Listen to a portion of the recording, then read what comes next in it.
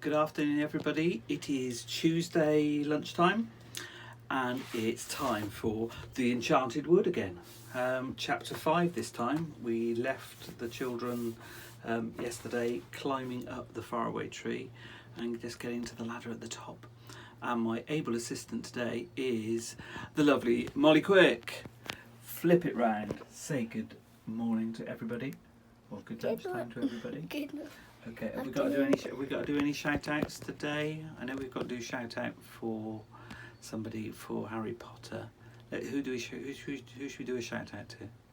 What, didn't you say someone yesterday? Yeah, no, there's somebody for Harry Potter later on. Let's do a shout out for Reverend Tessa, because I've just watched Reverend Tessa do her little video for all the school children. So we'll do a shout out to Reverend Tessa, doing a cracking job.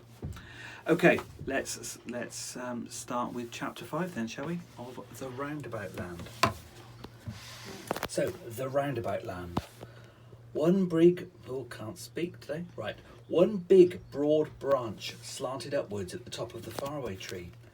Joe climbed onto it and looked down, but he could see nothing, for a white mist swirled around and about. Above him, the enormous thick white cloud stretched, with a purple hole in it through which the topmost branch of the faraway tree disappeared. The children felt tremendously excited. At last they were at the very top. Joe carefully pulled himself up the final branch. He disappeared into the purple hole. Beth and Franny followed him. The branch came to an end and a little ladder ran up through the cloud.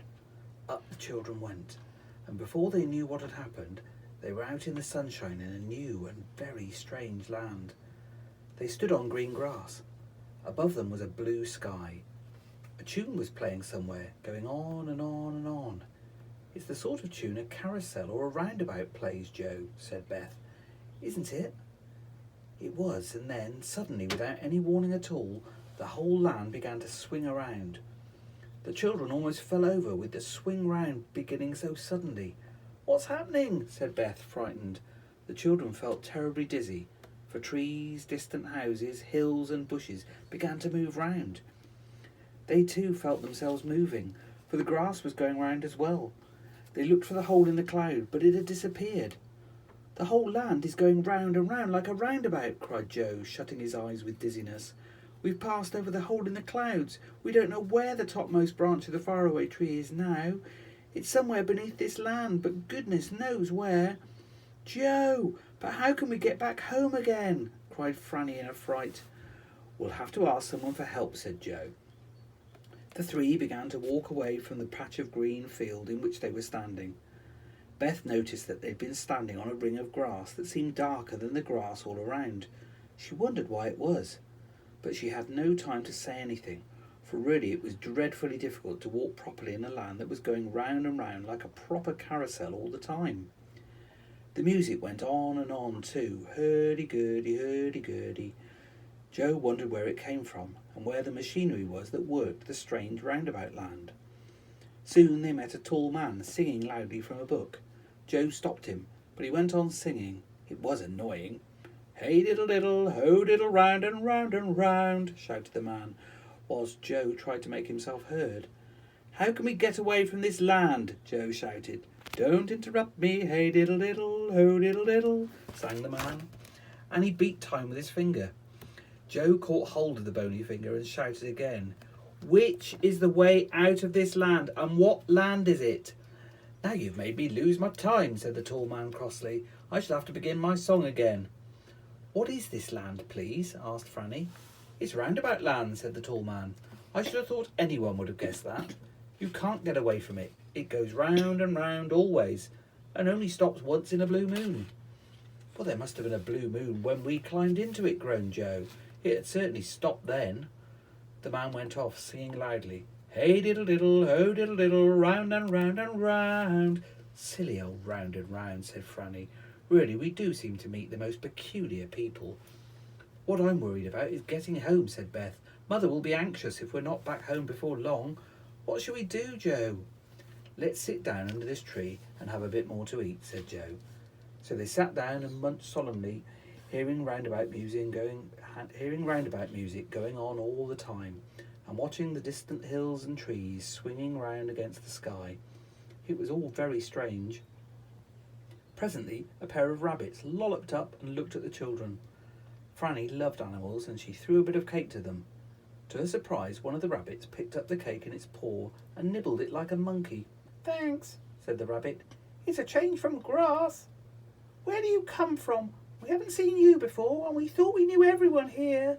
Nobody new ever comes to Roundabout Land. And nobody ever gets away," said the other rabbit, smiling at Franny and holding out its paw for a bit of cake too. "Really?" said Beth in alarm. "Well, we're new to it, for we only came about an hour ago. We came up the faraway tree." "What?" cried both rabbits at once, flopping up their long ears in amazement. "Up the faraway tree, did you say? Goodness, you don't mean to say that's touching this land?" "Yes, it is," said Beth. "But I expect as this land is swinging round and round that the topmost branch might be almost anywhere underneath it. There's no way of finding out." "Oh, yes, there is," said the first rabbit excitedly. "If we burrow down a little way and make a hole, we can see whereabouts the faraway tree is underneath, and we can wait for it to come round again when the land swings above it." "Well, we just came up from the tree just where the grass was darker than the rest," said Beth. "I noticed that. Did you suppose that as the Roundabout Land swings round, it will come back to the same place again, and we could slip down the topmost branch?" "Of course," said the rabbits. "We can easily burrow down that green patch of grass and wait for the land to turn around just over the tree again. Come on quickly, there's no time to lose." All of them jumped up and sped off. Beth knew the way, and so did the rabbits. Soon they were back in the field where the ring of dark grass stood. There was no opening now, leading through a cloud down to the tree. It had gone. The rabbits began to dig quickly. Soon they found the ladder that led upwards. Then they made such a big hole that the children could see down into it to a large white cloud that swirled below the Roundabout Land. "Nothing there yet," said the first rabbit, getting out a handkerchief and wiping his dirty front paws. "We must wait a bit. I only hope the land hasn't swung on and past the faraway tree altogether." The roundabout music went on and on. Then suddenly it began to slow down. One of the rabbits peeped out of the hole and gave a shout. "The land has stopped going round, and the faraway tree is just nearby, but we can't reach it." The children peered through the cloud below the ladder and saw quite clearly that the faraway tree was very near, but not near enough to jump on. Whatever were they to do? "Don't try and jump," warned the rabbits, "or you'll fall right through the cloud." "But what shall we do?" asked Beth in despair. "We must get on the tree before we swing away again." "I've got a rope," said one of the rabbits suddenly, and he put his hand into a big pocket and pulled out a yellow rope. He made a loop in one end and then threw it carefully at the topmost branch of a nearby tree. It caught and held. Good. "Franny, slip down the rope first," said Joe. "I'll hold this end." So Franny, rather afraid, slid down the yellow rope to the tree.